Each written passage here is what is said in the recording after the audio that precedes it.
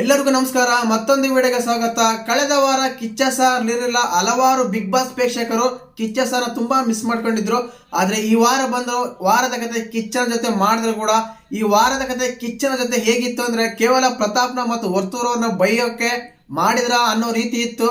ಮತ್ತೆ ನಿಮ್ಗೆ ಹೇಗಂತ ಕಮೆಂಟ್ ಮಾಡಿ. ಇನ್ನ ಮೊದಲೇದಾಗಿ ನಿನ್ನೆ ಹೇಳಿದ್ದೆ ತುಕಾಲಿ ಅವರು ಸೇವ್ ಆಗಿದ್ರು, ಅದಾದ್ಮೇಲೆ ವಿನಯ್ ಅವರು ಸೇವ್ ಆಗ್ತಾರೆ.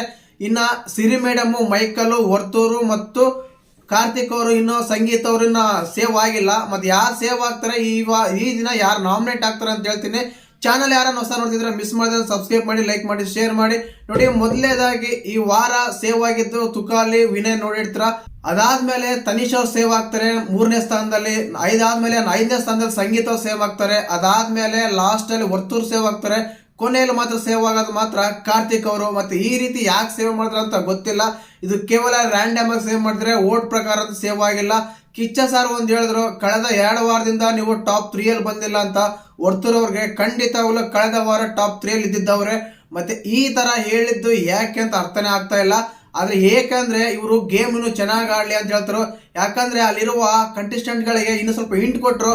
ಅಗ್ರೆಸಿವ್ ಆಗಿ ತಪ್ಪೇ ಇಲ್ಲ, ನೀವು ಅಗ್ರೆಸಿವ್ ಆಡ್ಬೇಕು ಅಂತ.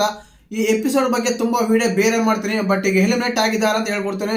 ಮೊದಲೇದಾಗಿ ಹೇಳಿದ್ನಲ್ಲ, ತುಕಾಲಿ ಅವ್ರು ಸೇವ್ ಆಗ್ತಾರೆ, ಆಮೇಲೆ ವಿನಯ್ ಸೇವ್ ಆಗ್ತಾರೆ, ಆಮೇಲೆ ತನಿಷ ಸೇವ್ ಆಗ್ತಾರೆ, ಅದಾದ್ಮೇಲೆ ಕಾರ್ತಿಕ್ ಸೇವ್ ಆಗ್ತಾರೆ, ಅದಾದ್ಮೇಲೆ ವರ್ತೂರ್ ಸೇವ್ ಆಗ್ತಾರೆ.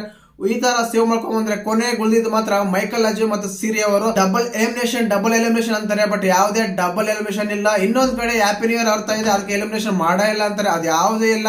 ಕಳೆದ ಸಿರಿ ಮೇಡಮ್, ಮೈಕಲ್ ಅವರು ಟಾಪ್ ಬಾಟಮ್ ಅಲ್ಲೇ ಬರ್ತಾ ಇದ್ರು. ಆದ್ರೆ ಈ ವಾರ ಮಾತ್ರ ಎಲಿಮಿನೇಟ್ ಆಗಿದ್ದು ಸಿರಿ ಮೇಡಮ್ ಅವರೇ. ಕಳೆದ 4-5 ವಾರಗಳಿಂದ ಸೇವ್ ಆಗ್ತಾ ಬರ್ತಾ ಇದ್ರು ಅವರು. ಆದ್ರೆ ಈ ವಾರ ಮಾತ್ರ ಹೊರಗಿದ್ದು 100% ಪಕ್ಕಾ ಮಾಹಿತಿ. ಎಲಿಮಿನೇಟ್ ಆಗಿದ್ದು ಸಿರಿ ಮೇಡಮ್ ಅವರೇ. ಇದು ಡಬಲ್ ಎಲಿಮಿನೇಷನ್ ಅಲ್ಲ, ಕೇವಲ ಸಿಂಗಲ್ ಎಲಿಮಿನೇಷನ್. ಮತ್ತೆ ಇವರು ಎಲಿಮಿನೇಷನ್ ಮಾಡಿದ್ದೆ ಹೇಗೆ ಅನಿಸ್ತು, ಯಾರು ಆಗ್ಬೇಕಾಯ್ತು ನಿಮ್ಮ ಪ್ರಕಾರ ಕಮೆಂಟ್ ಮಾಡಿ. ಜೈ ಹಿಂದ್, ಜೈ ಕರ್ನಾಟಕ. ಮತ್ತೆ